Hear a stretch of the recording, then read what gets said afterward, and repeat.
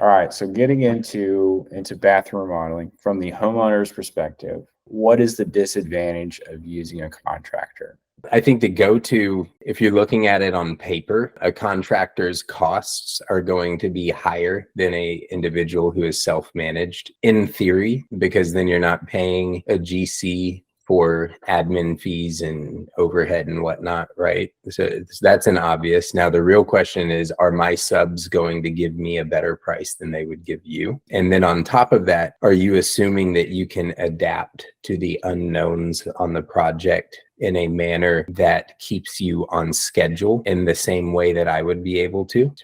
Example, ripped open a bathroom and found so much mold that was growing on the concrete subfloor. It was growing on the drywall, the studs. It was growing on plastic, like the tile underlay and everything. It was insane. I was able to pivot, contain the area, complete demolition, dry the space out of all moisture. There was actually like standing water in the floor underneath the shower pan, which is impressive. In any event, we were able to pivot, get it dried out, have the mold killed using like it's not just bleach, it's mixed in with other stuff, but it smells exactly like bleach. It's basically bleach, but kill the mold off with several sprays of bleach over the course of 24 hours, and then seal all of the substrates. All of the porous substrates were then sealed with Kills primer. That way, if there's any airborne mold spores that survived the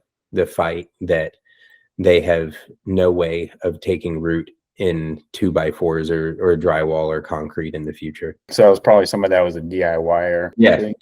This was a COVID baby. This was a newlywed couple that had no children that were stuck inside during lockdown, and they did like a couple of DIY projects that it's a DIY project. And the issue is that these are like pet projects and they're concerned with aesthetics. And there's a lot of like really important structural components to building that people without experience neglect.